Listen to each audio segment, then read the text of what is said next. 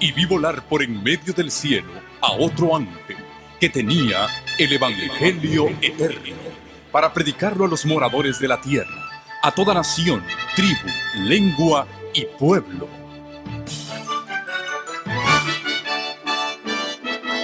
Con ustedes su programa cristiano con temas bíblicos de actualidad.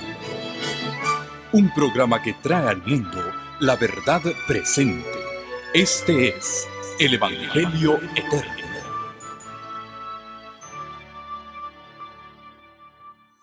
Buenas tardes. Ahora sí sonó con entusiasmo. Qué alegría de estar juntos en esta hora para un temario tan importante como es el juicio. Una de las verdades más claras y más directas en todas las escrituras es la enseñanza de que Dios va a traer toda obra a juicio. Para aquellos que tienen sus Biblias, ábranlas en el libro de Eclesiastés. Eclesiastés, en el capítulo 12. Salmos, Proverbio, Eclesiastés. Dice Eclesiastés capítulo 12 y versículo 11. Versículo 13. Eclesiastés 12, versículo 13.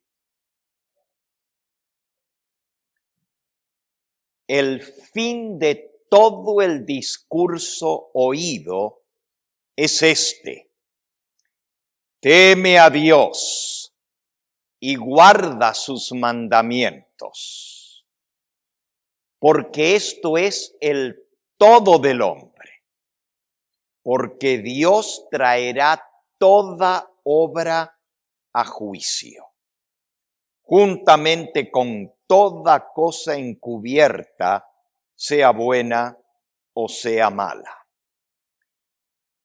Dios traerá toda obra a juicio. El sabio Salomón aquí está presentando la verdad del juicio y dice: Dios traerá toda obra a juicio. Está hablando de un juicio futuro en el cual Dios va a juzgar toda obra de los seres humanos. Nuevamente, ahora en el Nuevo Testamento, en el libro de Hechos de los Apóstoles, Hechos de los Apóstoles, en el capítulo 17, dice el versículo 31, y estas son palabras del apóstol Pablo: por cuanto ha establecido un día en el cual juzgará al mundo con justicia, por aquel varón a quien designó, dando fe a todos con haberle levantado de los muertos. Dios ha establecido un día en el cual juzgará al mundo con justicia. Y el juicio va a ser hecho por aquel varón, un hombre, a quien Dios designó, dando fe a todos con haberle levantado de los muertos. Nuevamente aquí, Dios tiene un día establecido y Él va a juzgar al mundo con justicia. Pero el apóstol Pablo está hablando de un juicio futuro, de un juicio venidero. Dios juzgará al mundo con justicia. En la epístola del apóstol Pablo a los Corintios. En 2 de Corintios, en el capítulo 5, dice en el versículo 10, 2 de Corintios 5:10, porque es necesario que todos nosotros comparezcamos ante el tribunal de Cristo, para que cada uno reciba según lo que haya hecho mientras estaba en el cuerpo, sea bueno o sea malo. Nuevamente, es necesario que todos comparezcamos ante el tribunal de Cristo. Aquí se le llama el tribunal de Cristo. En el libro de Hechos decía que Dios juzgará al mundo por aquel varón, Jesucristo. En este juicio venidero, Cristo va a funcionar o ejercer la autoridad como juez. Él mismo declaró estas palabras en el Evangelio de Juan, en el capítulo 5. Juan, en el capítulo 5.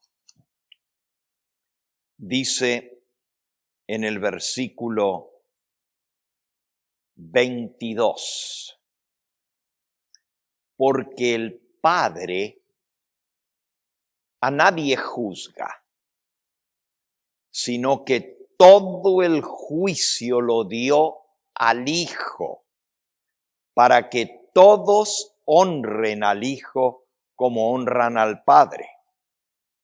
El que no honra al Hijo, no honra al Padre que le envió. Y luego dice en el versículo 26, porque como el Padre tiene vida en sí mismo, así también ha dado al Hijo tener vida en sí mismo. Y también le dio autoridad de hacer juicio por cuanto Él es el Hijo del Hombre. Tribunal de Cristo, juzgados por aquel varón a quien Dios dio testimonio levantándole de los muertos. Y aquí el Padre a nadie juzga, sino que todo el juicio lo dio al Hijo. Le ha dado autoridad para hacer juicio. El profeta Daniel vio la solemne escena del juicio. En el libro que lleva su nombre, Daniel, en el capítulo 7. Daniel, capítulo 7. Dice en el versículo 9 en adelante. Estuve mirando, dice Daniel, hasta que fueron puestos tronos y se sentó un anciano de días, cuyo vestido era blanco como la nieve, el pelo de su cabeza como lana limpia, y su trono llama de fuego. Las ruedas del trono, fuego ardiente. Un río de fuego procedía y salía de delante de él. Millares de millares le servían. Millones de millones asistían delante de él. El juez se sentó y los libros fueron abiertos. Aquí menciona en la escena del juicio que hay uno como un anciano de días que se sienta en el trono. Y a este que está sentado en el trono de fuego se le llama el juez. Dice, el juez se sentó y los libros fueron abiertos. Entonces, ¿Cómo es esto que Dios dice en el libro de Hechos que Él va a juzgar al mundo por un hombre, por un varón, Jesucristo?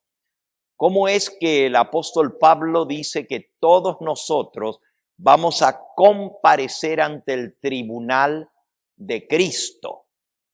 ¿Cómo entendemos entonces que el mismo Señor Jesús dice que el Padre a nadie juzga, sino que todo el juicio se lo entregó al Hijo? Si aquí en Daniel dice que el anciano de días se sentó en su trono, el juez se sentó y los libros fueron abiertos. ¿Es el Padre el juez o es el Hijo el juez?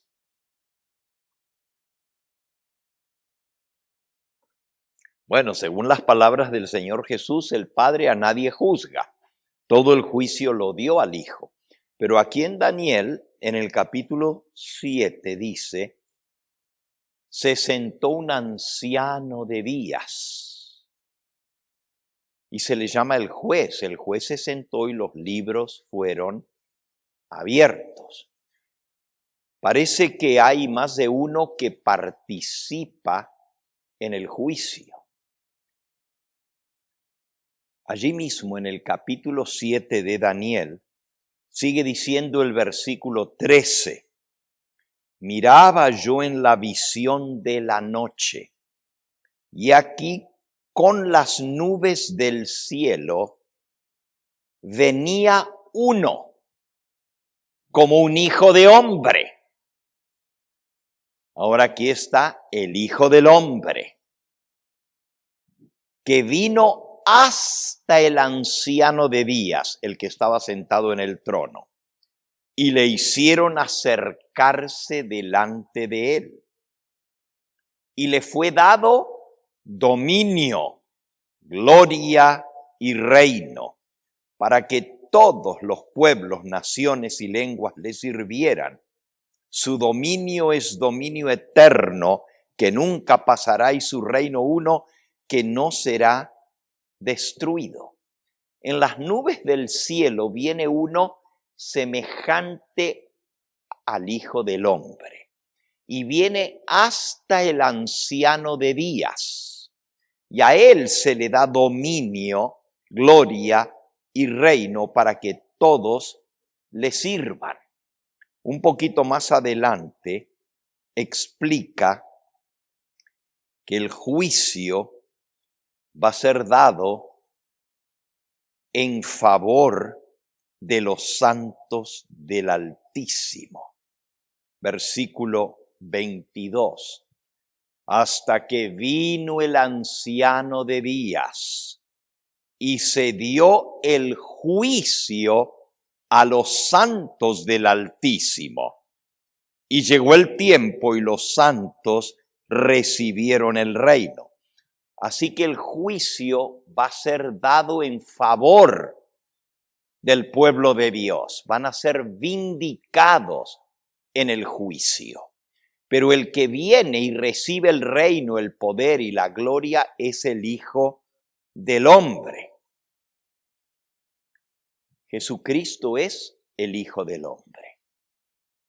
Pero viene hasta el anciano de días, quien le entrega el poder, el dominio, el reino y la gloria. Vamos a ver esta misma escena del juicio descrita ahora en el libro de Apocalipsis en el capítulo 4. Apocalipsis capítulo 4 y 5.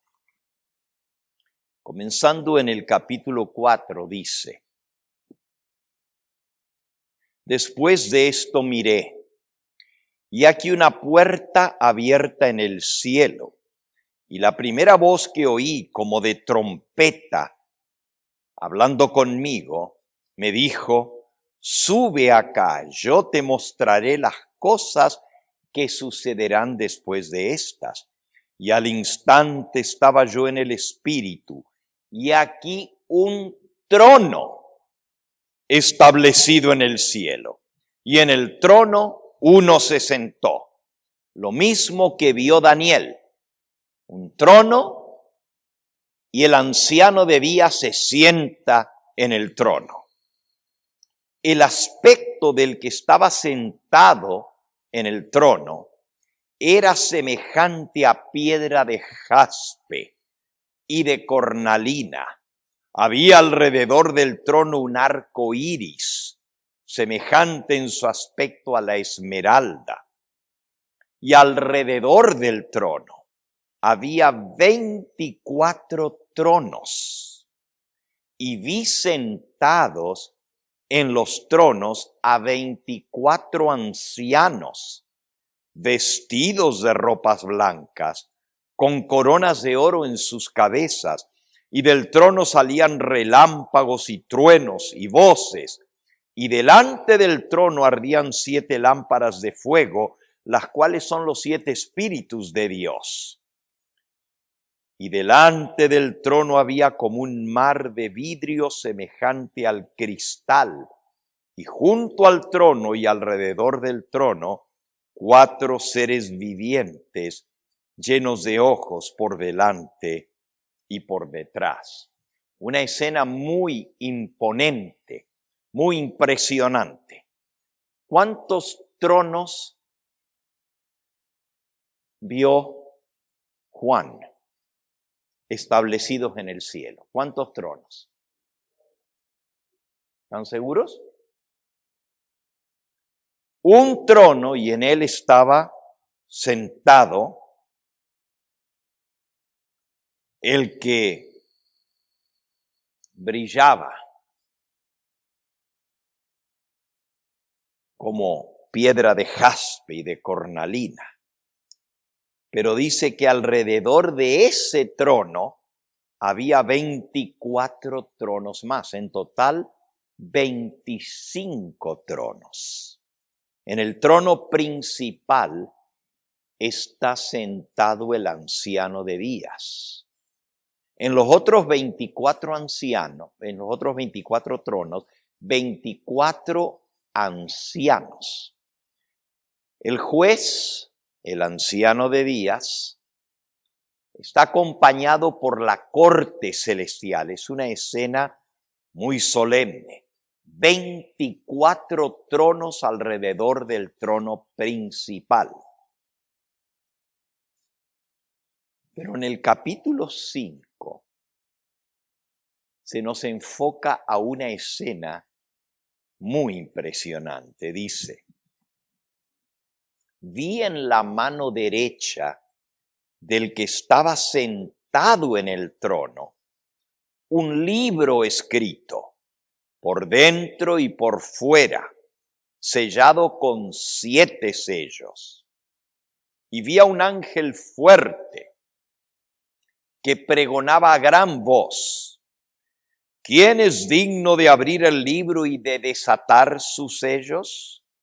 Y ninguno, ni en el cielo, ni en la tierra, ni debajo de la tierra, podía abrir el libro, ni aún mirarlo.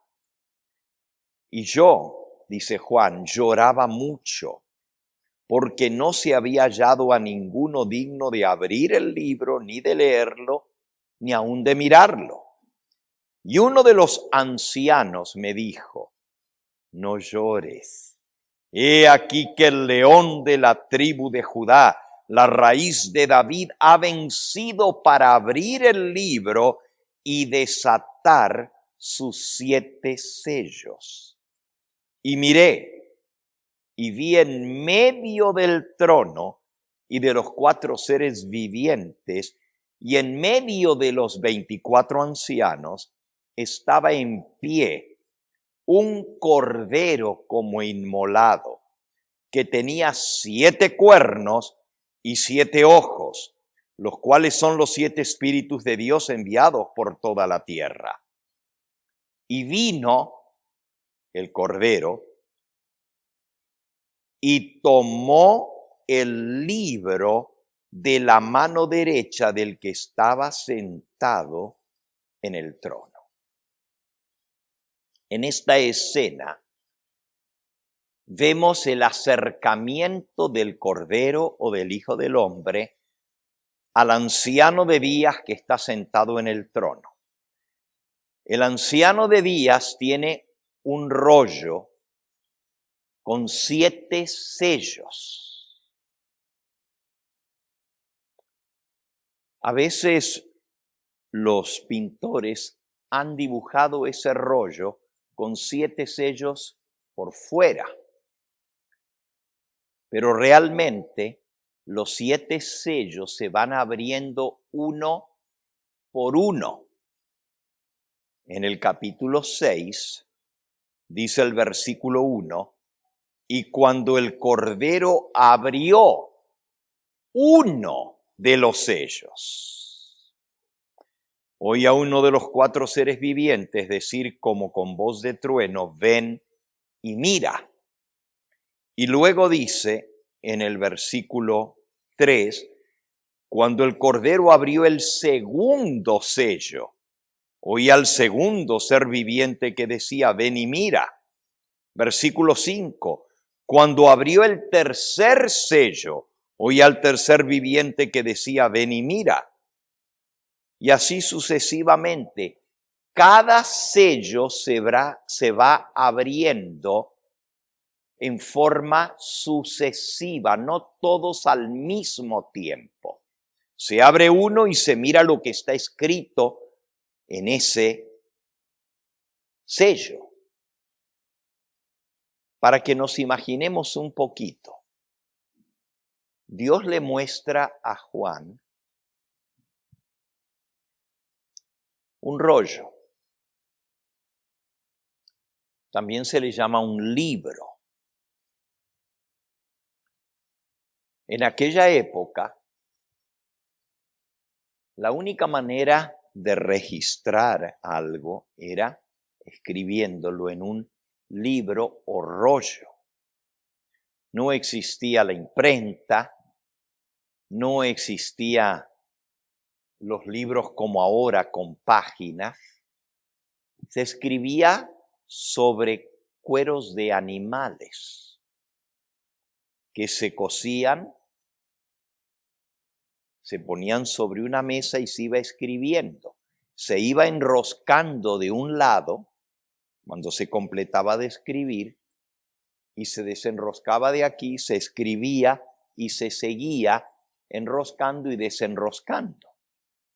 Al terminar un lado, se lo daba vuelta y se escribía del otro lado, porque dice que el libro estaba escrito en ambos lados.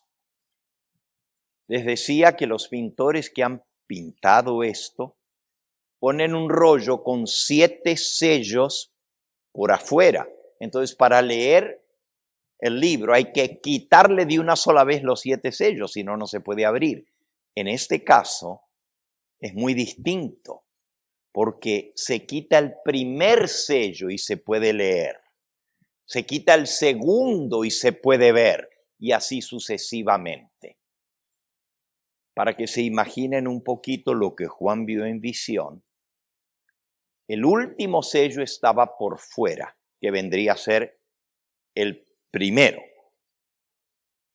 Cuando digo el último sobre el rollo que se coloca, porque los demás se colocan primero. Imagínense ustedes un pergamino de cuero de animales arriba de una mesa largo. Se comienza a escribir y cuando termina de escribir esa sección,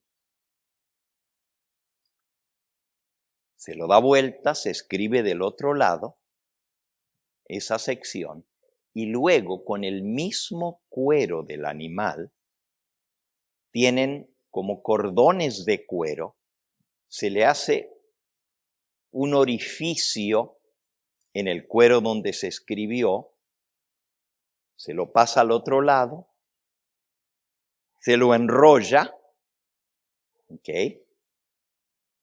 Y como ahora usted tiene el cordón de este lado y el cordón por debajo, ahora lo puede cerrar y lo puede atar y sellar. Sellar es con lacra. Se le pone algo caliente que se endurece y queda sellado. Ese es un sello. Luego se sigue escribiendo, pero este ya está sellado. Se da vuelta, se escribe por el otro lado, nuevamente se le pasa un cordón de cuero. Cuando se termina de llenar la segunda sección, se lo ata y se le pone el sello. Y así sucesivamente hasta colocarle los 7 sellos. Entonces, al abrirlo, usted rompe el primer sello y puede desenroscar hasta donde está el segundo. Lee lo que está en el primero, pero ya que usted leyó lo que está en el primero, ahora entonces abre el segundo sello y así sucesivamente. ¿Me pude explicar? Ok. Ya entendimos entonces el concepto del rollo. Por supuesto, Dios tuvo que usar esta imagen para ayudarle a entender al apóstol Juan que en ese libro o rollo estaba el registro de algo que tenía que ser abierto en el juicio, que se abre en el juicio, porque el juez se sentó y el libro fue abierto, se desataron sus sellos. El que desata los sellos es el cordero que fue inmolado. Simbólicamente, el cordero, que es Cristo, tiene 7 cuernos y 7 ojos. Para nosotros eso es algo un poquito como raro o monstruoso, ¿verdad? Un cordero con 7 ojos y con 7 cuernos. Pero realmente son símbolos. Los ojos son símbolos de inteligencia, de sabiduría. Y los cuernos son símbolo de poder. El número 7 es el número de la perfección, de algo que está completo, así como Dios completó la obra creadora en el 7º día. Entonces, el hecho de que el cordero tiene 7 cuernos significa que él tiene todo el poder completo, y que tiene 7 ojos significa que él tiene toda la sabiduría, toda la inteligencia para poder juzgar correctamente sin equivocarse. Jesucristo es el que recibe de las manos del anciano de días el rollo con 7 sellos y los va abriendo en forma sucesiva. Esa escena del juicio que acabamos de leer representa cómo se va a realizar el juicio en 7 etapas. Por eso son 7 sellos. En cada etapa del juicio se va juzgando a las personas que vivieron en ese periodo de la historia.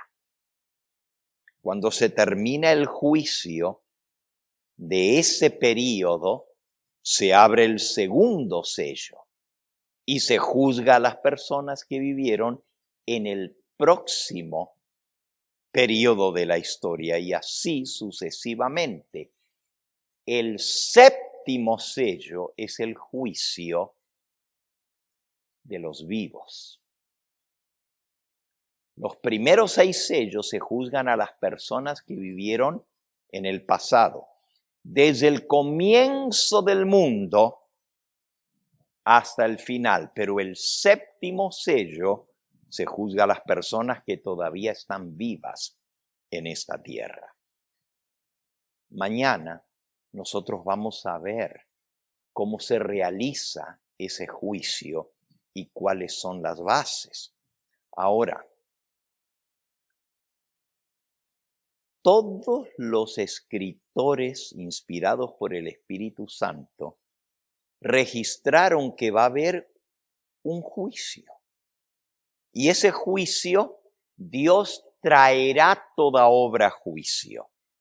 Dios juzgará a su pueblo y todo está en futuro. Por ejemplo, ya vimos varios pasajes, vamos a ver algunos más, donde habla de un juicio que va a suceder en el futuro. En el Salmo 50. Salmo 50. El salmista también habla de ese juicio. Dice, vendrá nuestro Dios, versículo 3 y 4. Vendrá nuestro Dios y no callará. Fuego consumirá delante de él y tempestad poderosa le rodeará. Convocará a los cielos de arriba y a la tierra para juzgar a su pueblo.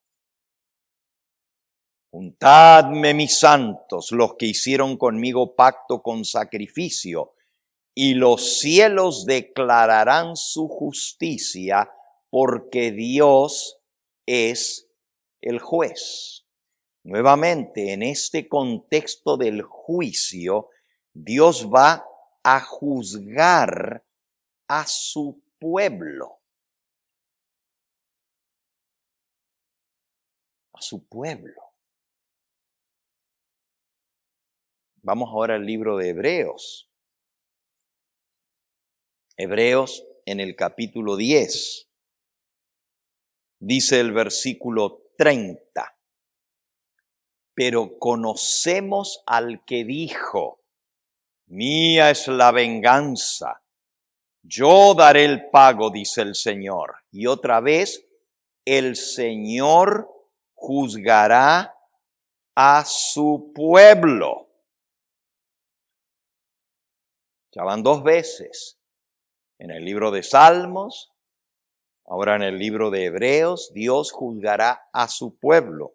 Vamos ahora a Deuteronomio, capítulo 32. Deuteronomio, capítulo 32. Dice el versículo 36. Porque Jehová juzgará a su pueblo.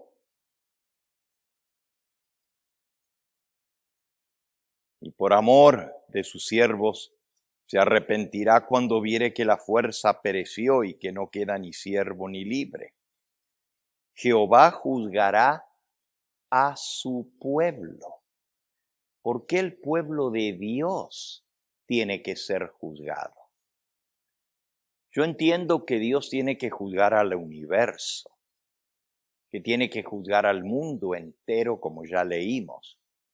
Pero ¿por qué el pueblo de Dios tiene que ser juzgado? Ahora el apóstol Pedro, y les dije, hay muchos versículos, la doctrina, la enseñanza de que hay un juicio y que Dios va a juzgar, está a lo largo de todas las escrituras. Y el apóstol Pedro, en Primera de Pedro, capítulo 4, dice el versículo 17, porque es tiempo de que el juicio comience por la casa de Dios. Otra vez, Dios va a juzgar a su pueblo. Salmo 53. Hebreos 10. Dios juzgará a su pueblo. Deuteronomios 32. 36. Dios juzgará, Jehová juzgará a su pueblo. Primera de Pedro 4:17. Es tiempo de que el juicio comience por la casa de Dios.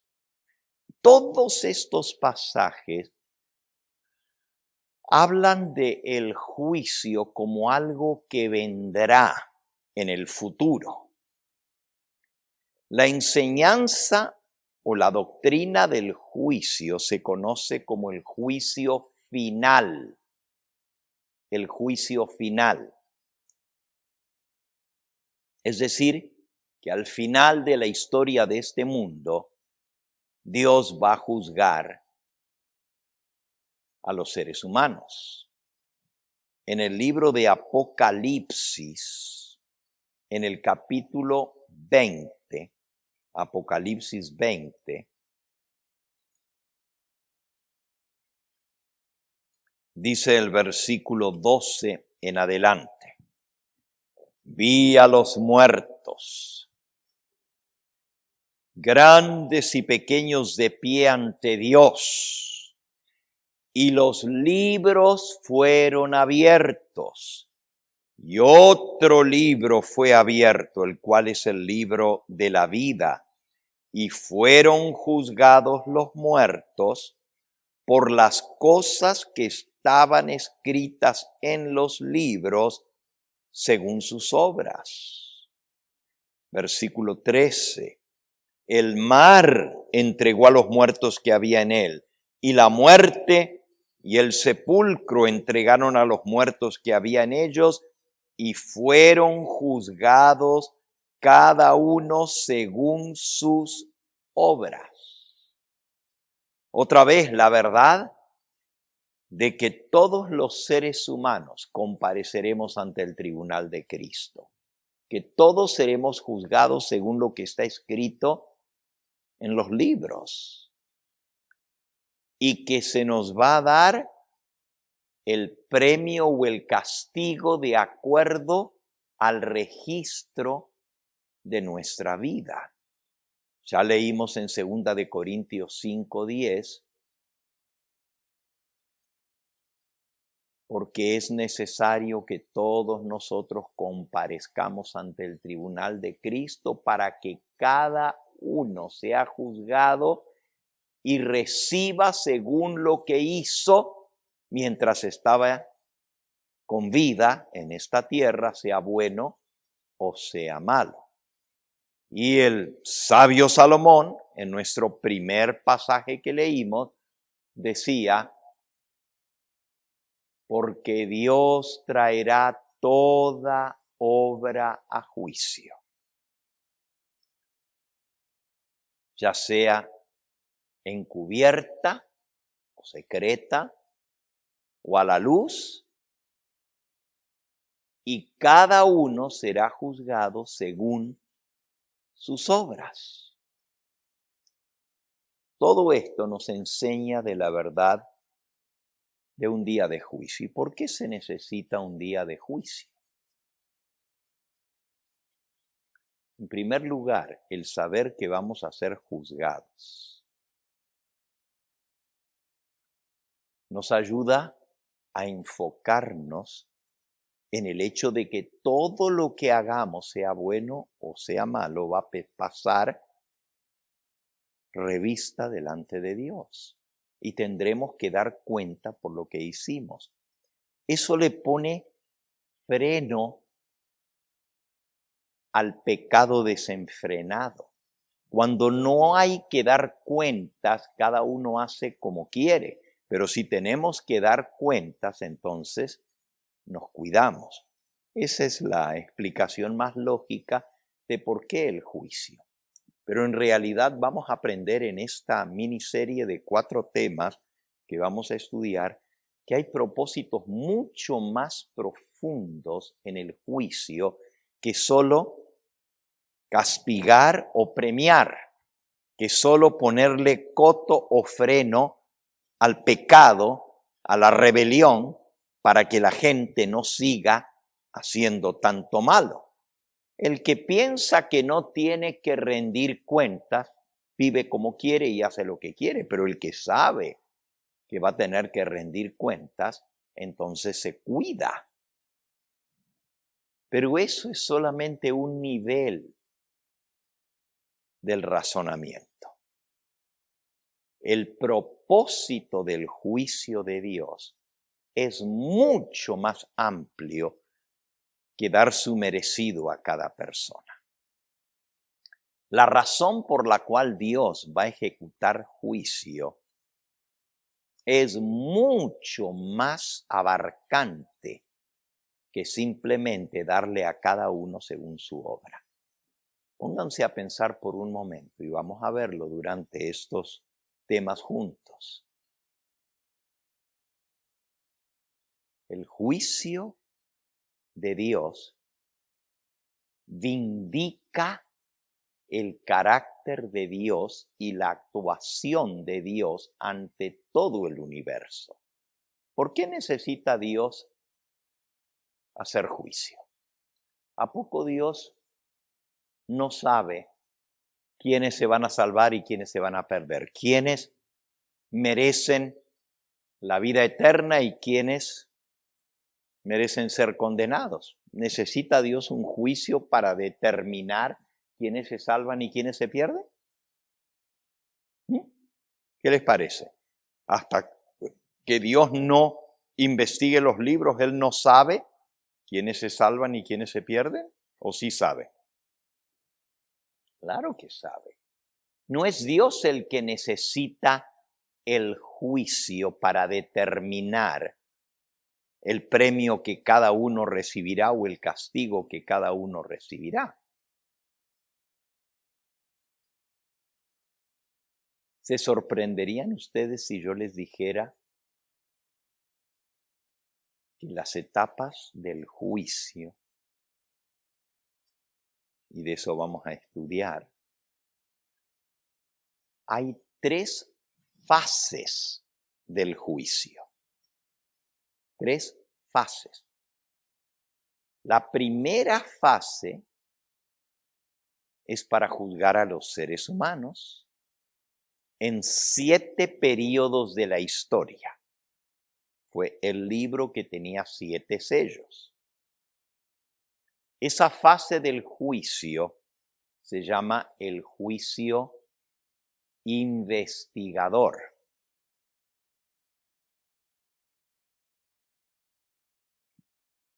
Hace un mes atrás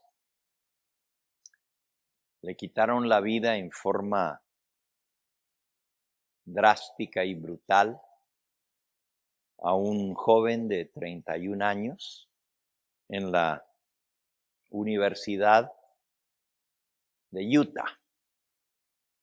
Se llamaba Charlie Kirk. Y Charlie Kirk era un defensor de la manera conservadora de actuar y de vivir. No es mi propósito hablar de Charlie Kirk, pero tomaron al supuesto asesino.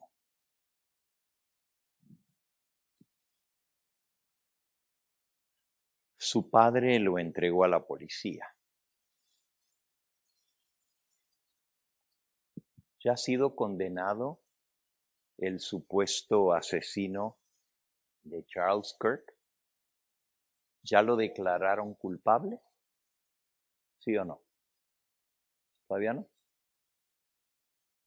Hace más de un mes que lo prendieron, está en la cárcel, no ha salido porque no tiene bond, no le pusieron la posibilidad de salir y sin embargo todavía no se ha declarado si él es o no es el asesino. Y según la ley de Estados Unidos, una persona se presume inocente hasta que se prueba que es culpable. El asesino de Charles Kirk está en la cárcel, en detención, pero va a comenzar su juicio. Ahora mismo los abogados están buscando las evidencias y pruebas. Los que lo acusan en la fiscalía para demostrar que él es el asesino. Los abogados defensores están buscando evidencias que él no fue solo, que hubo otros envueltos, etc. Esa parte del juicio que todavía no se determina culpable o inocente, se llama la parte investigadora del juicio. Se está investigando los hechos, se entrevistan a los testigos, se ven las cámaras, se ven todas las evidencias, se usa huellas digitales, se usa ADN, se usa todo lo demás para descubrir la verdad. Y esto es en todos los juicios, la parte investigadora del juicio. Luego viene cuando se presentan las pruebas y la corte delibera y decide si esa persona es culpable o inocente. El juicio investigador o investigativo termina con una determinación o una sentencia, culpable o inocente. Esa es la primera etapa del juicio. Luego viene una segunda etapa del juicio. Digamos que el asesino de Charles Kirk lo declaran culpable porque las pruebas están en contra de él. Ahora, la corte se reúne y delibera a puerta cerrada. No pueden influir sobre ellos. Antes de eso, el fiscal lo acusa y pide la condena mayor, la pena capital. Los abogados defensores buscan minimizar su culpa para que no le den o la cadena perpetua o la pena capital. Todos los argumentos en favor y en contra ya han sido presentados. Ahora la corte delibera y trae la sentencia. No de culpable o inocente, porque eso ya se hizo al terminar la fase investigadora.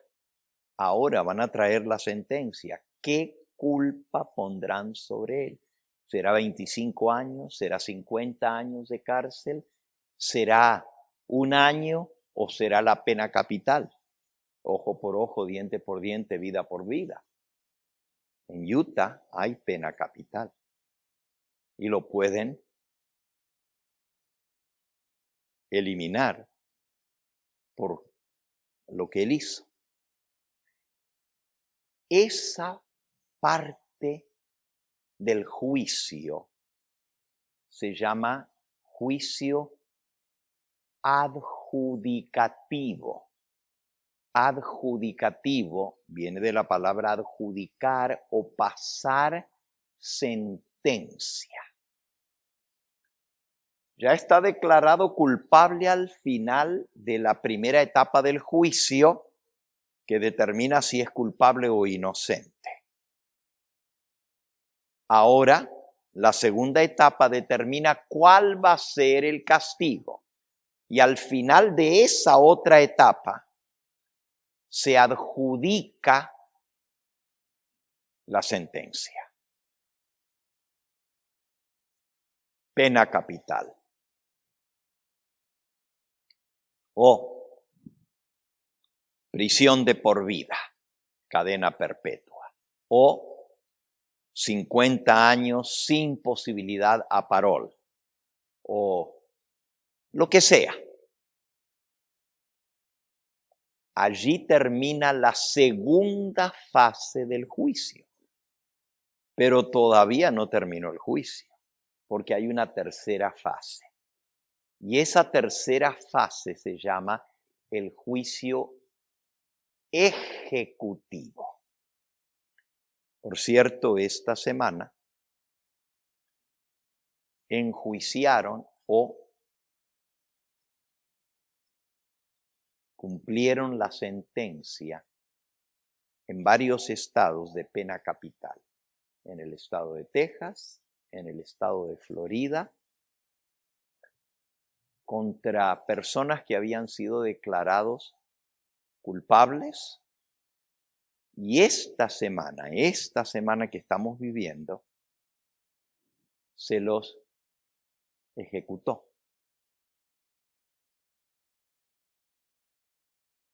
El crimen fue cometido hace como 15 años atrás, en el otro caso, hace 10 años atrás. Pero hasta ahora se le va a ejecutar la sentencia. Y esa parte del juicio se llama juicio ejecutivo. Así que repasando, está la primera etapa del juicio, que es el juicio investigador. Termina con una declaración de culpable o inocente. Luego viene la segunda etapa, la etapa del juicio adjudicativo, y termina con una declaración de qué tipo de castigo se le va a dar. El primero, culpable o inocente. La segunda etapa termina adjudicando qué tipo de sentencia se le va a dar. Si se le va a dar la pena capital o se le va a dar 50 años de cárcel. Y la tercera etapa, que a veces toma muchos años para ejecutar, porque hay apelaciones. Y apelan. Aquí fue un caso muy famoso, hace unos 20 años atrás, de dos hermanos que asesinaron aquí en Beverly Hills a su padre y a su madre.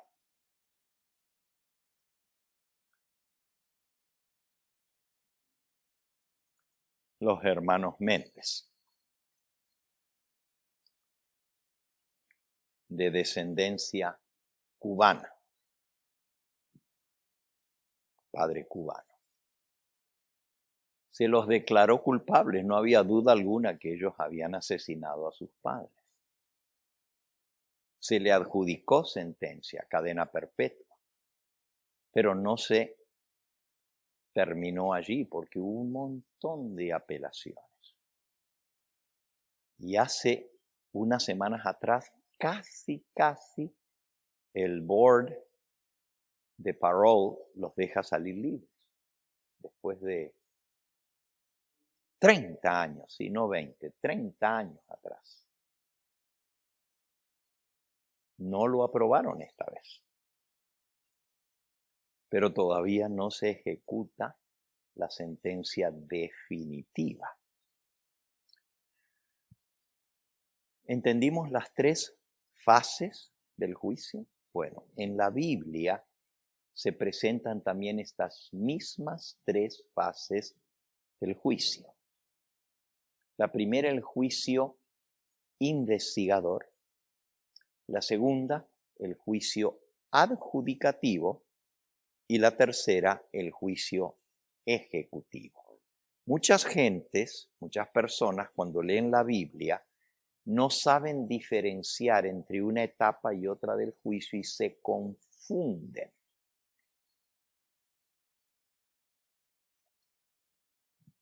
Confunden una etapa con la otra. Por eso nosotros lo vamos a estudiar más a fondo. Mañana, por la noche, veremos el tema, el juicio investigador, la primera etapa del juicio. El sábado por la mañana veremos el juicio adjudicativo o milenario. Ese juicio va a durar 1000 años. Usted dice, 1000 años. ¿Sí? Y se va a realizar en el cielo. Pero nosotros, los redimidos, tomaremos parte en ese juicio para adjudicar la sentencia.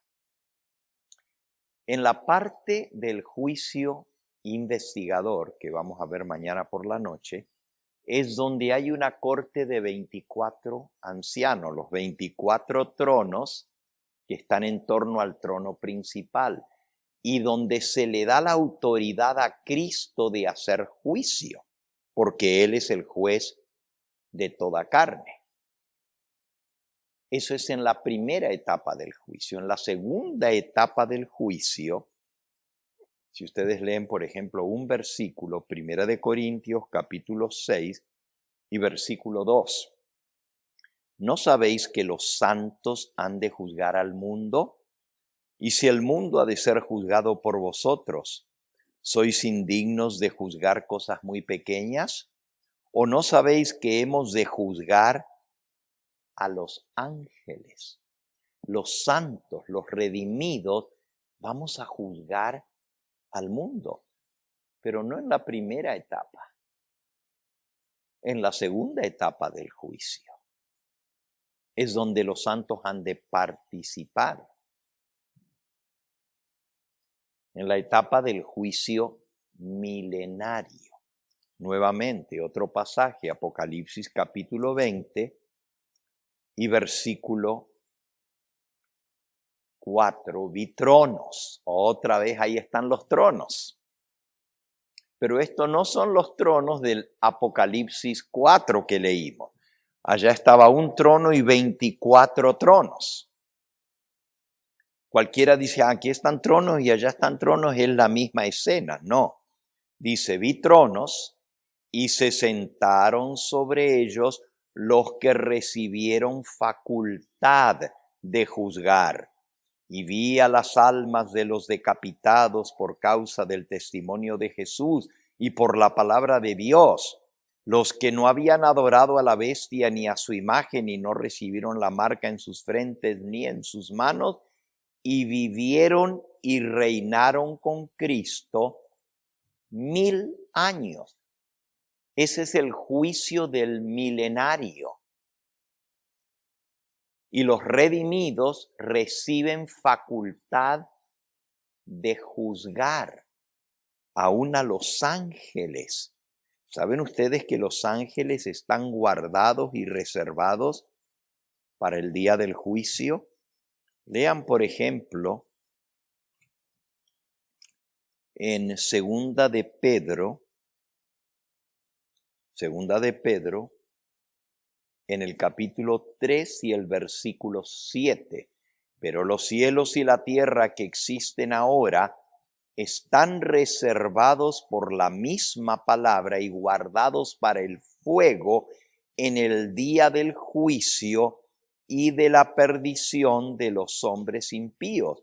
Aquí está hablando del día del juicio, pero resulta que este es el juicio ejecutivo cuando van a ser quemados. Ahora, con respecto a los ángeles, allí mismo, en la epístola de Segunda de Pedro, capítulo 2 y versículo 4, dice, porque si Dios no perdonó a los ángeles que pecaron, sino que arrojándolos al Tártaros, los entregó a prisiones de oscuridad para ser reservados al juicio.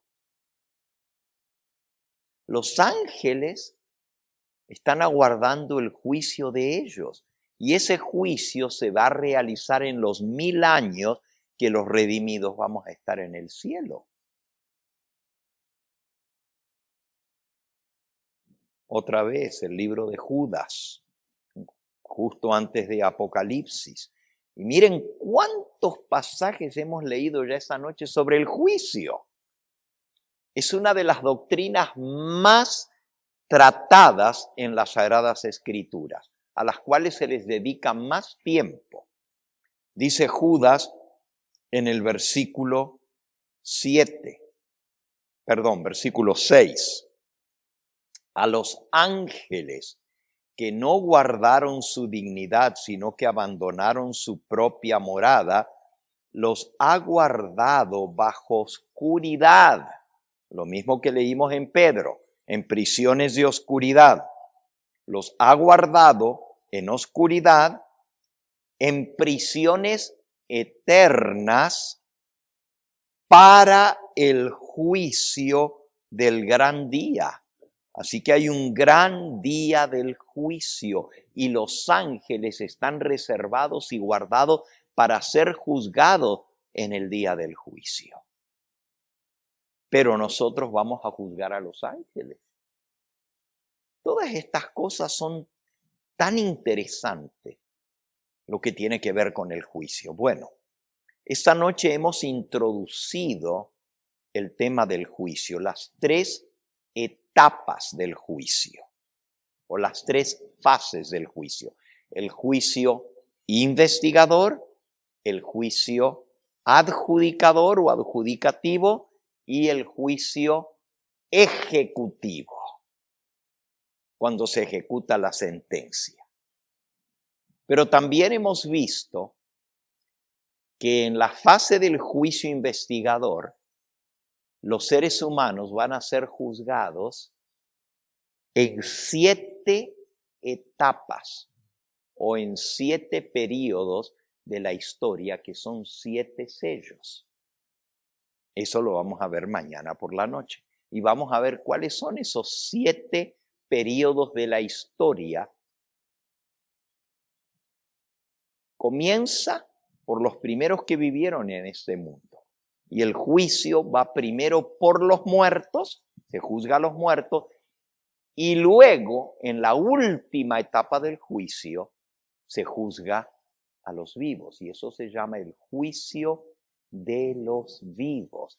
Y es la 7ª etapa del juicio. ¿Será que ya estamos a punto de comenzar el juicio de los vivos? ¿Y el juicio de los muertos? ¿Cuándo comenzó o cuándo va a comenzar?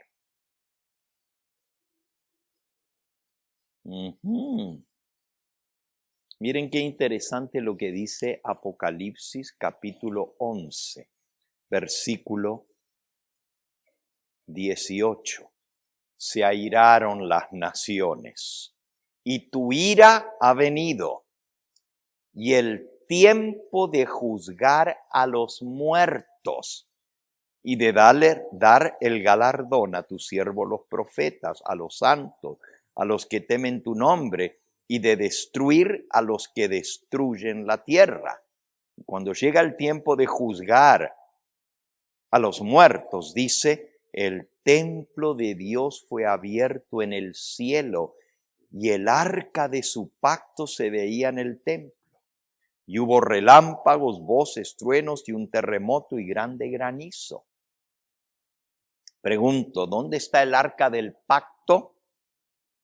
En el templo que está en el cielo, porque dice el templo de Dios fue abierto en el cielo y el arca de su pacto se veía en el templo. ¿En qué lugar del templo está el arca del pacto? En el lugar santísimo.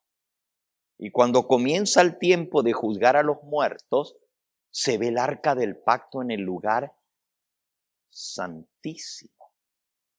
Después de todo lo que hemos visto hoy, ahora vamos a leer lo que era nuestro versículo de la lectura bíblica de Apocalipsis 14. Y ahora van a ver algo muy interesante. Apocalipsis 14, 6 y 7 dice aquí. Vi volar por en medio del cielo a otro ángel que tenía el evangelio eterno para predicarlo a los moradores de la tierra, a toda nación, tribu, lengua y pueblo. ¿Qué quiere decir evangelio? Las buenas nuevas de salvación. ¿Ustedes creen que el evangelio tiene algo que ver con el juicio?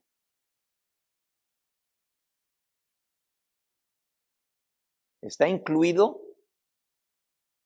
el juicio dentro del evangelio? ¿O el evangelio son solamente las buenas nuevas de salvación? Tenía el evangelio eterno. ¿Y qué dice el ángel que vuela y tiene el evangelio eterno para predicarlo a los moradores de la tierra, toda nación, tribu, lengua y pueblo?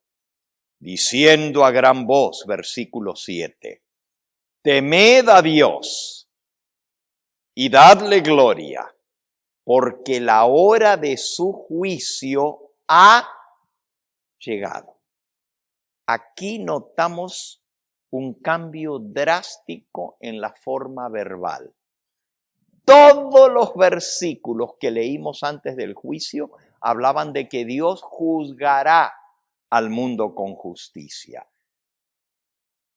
Todos compareceremos ante el tribunal de Cristo.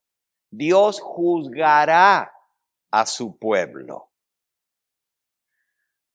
Pero ahora, en Apocalipsis 14, 6 y 7, se dice la hora de su juicio ha llegado. ¿Ven la diferencia?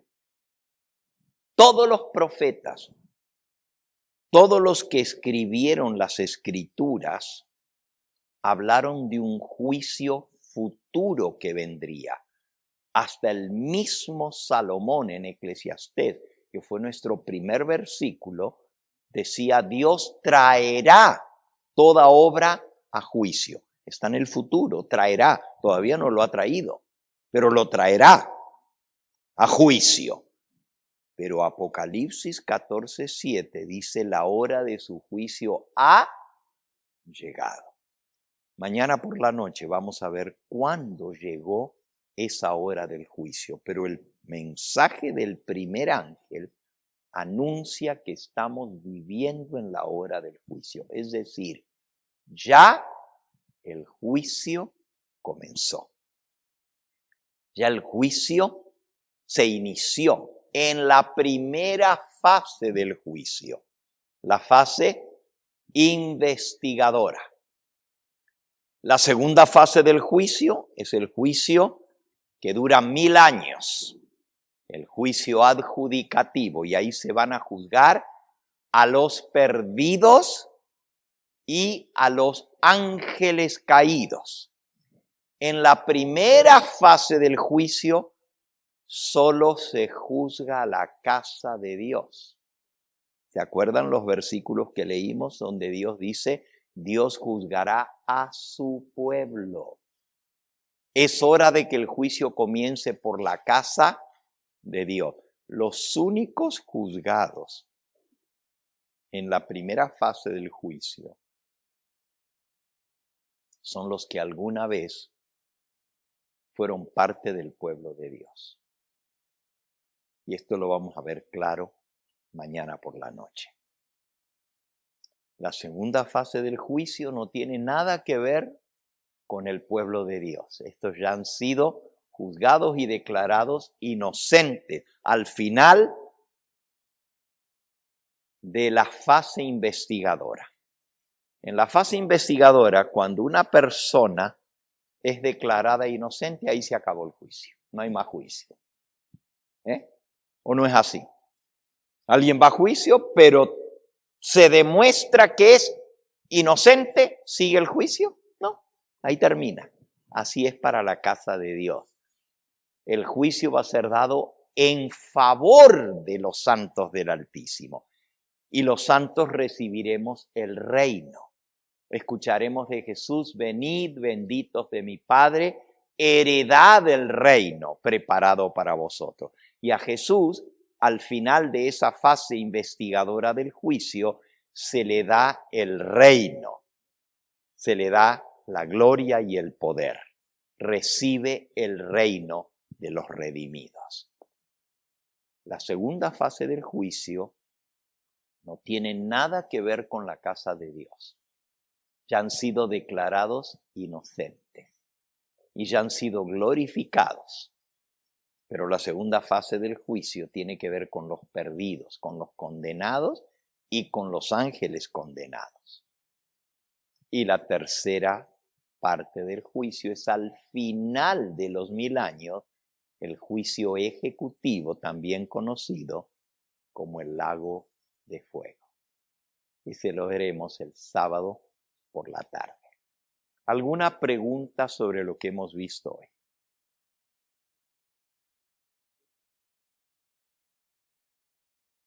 No le escucho. Está muy claro, ¿ok? Muy buena pregunta. Es una de las preguntas más importantes que necesitamos contestar. ¿Será que los que hemos aceptado a Cristo tenemos que ser juzgados o ya estamos libres del juicio? Si el Señor dice, yo juzgaré a mi pueblo, ¿quién es el pueblo de Dios? Los que hemos aceptado al Señor somos parte del pueblo de Dios. Vosotros sois pueblo escogido, porque habéis pasado de tinieblas a su luz admirable. Dios va a juzgar a su pueblo, pero ¿por qué? Si hemos aceptado a Cristo, tenemos que ser juzgados. Mañana vamos a ver las razones.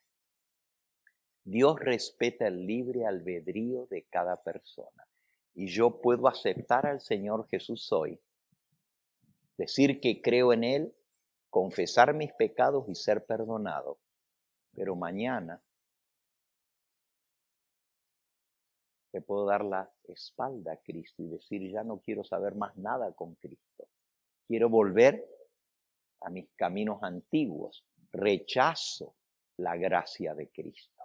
Y Dios respeta la decisión de cada una de sus criaturas.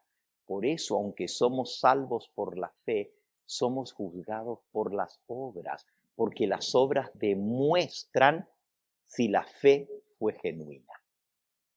Esto es muy interesante su pregunta y mañana la vamos a desarrollar más a fondo. ¿Alguna otra pregunta? Sí. Daniel no vio cuántos tronos eran.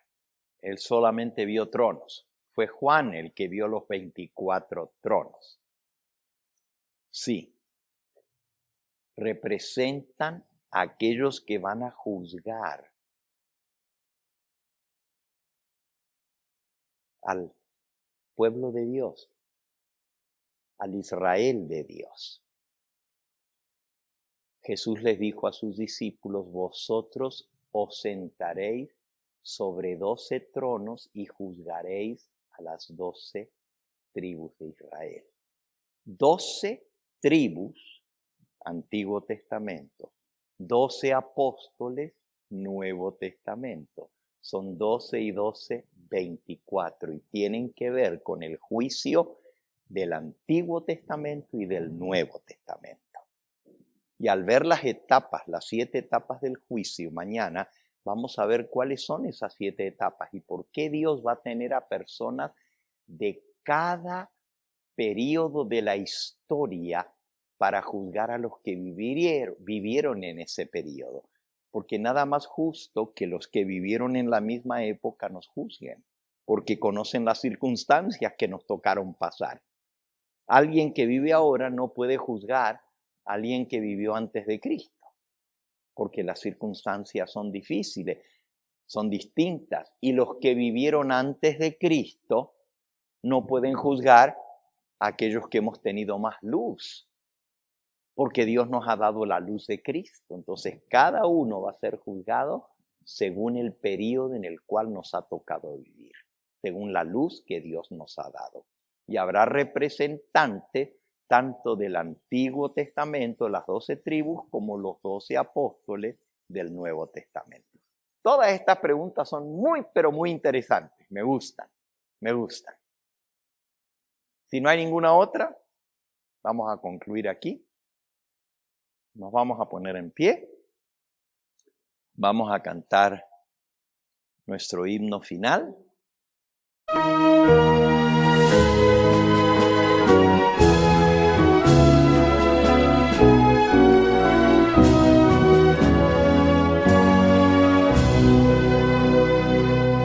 Solemne anuncio Dios nos da, del juicio el tiempo ya llegó. nuestro destino sellará, y cada caso el juez verá. Su obra hará, concluirá el juicio investigador. El juez vendrá con gran poder, y el pago a todos les dará. Aquel que vino a morir y darse por el pecador, al cielo luego ascendió, y pronto al mundo volverá. Es nuestro fiel intercesor en el santuario celestial. Su sangre allí abogará, dando a sus hijos el perdón. Solemne hora llegará, y los que aman al Señor ante su juez habrán de estar, y el fallo entonces él dará. Oh mi Jesús, confío en ti, a tu amor me aferro yo. Mi nombre tú confiesa hoy, y mis pecados borra así. Oh mi Señor, que pueda hoy sentir cuán seria hora es. Oh, lléname de tu amor, transfórmame con tu poder, confiando en ti con gran valor. Yo quiero en la lid vencer, y un día estar contigo en Sion, cantando a ti mi Salvador.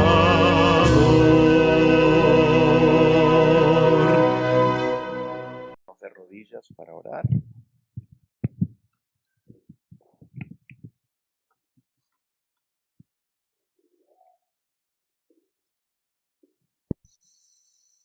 Amantísimo Padre y Dios nuestro, sea tu nombre bendito y glorificado en esta hora. Gracias porque nos has permitido en esta hora estudiar este tema tan solemne, este tema tan abarcante que es la justicia de Dios. Cómo Dios, tú, oh Padre Celestial, vas a ejecutar justicia sobre todos los habitantes de la tierra.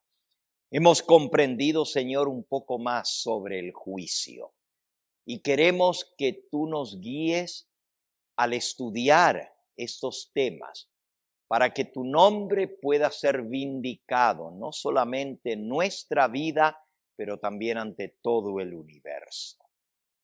Despídenos en esta hora con tu bendición. Si hay alguno que vino con necesidad en su alma, que no salga de aquí vacío, sino que al contrario lleve la esperanza en su corazón, que tenemos un intercesor ante el Padre, a Jesucristo, nuestro mediador, que peleará nuestro caso como abogado defensor.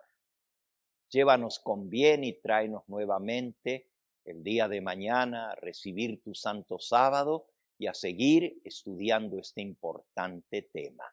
Te lo pedimos en el nombre precioso de Cristo nuestro Salvador. Amén, Señor. Amén.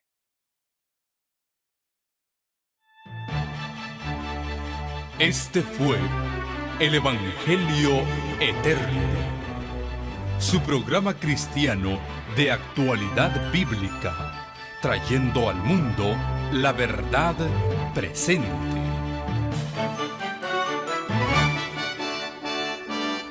Y vi volar por en medio del cielo a otro ángel que tenía el Evangelio Eterno, para predicarlo a los moradores de la tierra, a toda nación, tribu, lengua y pueblo.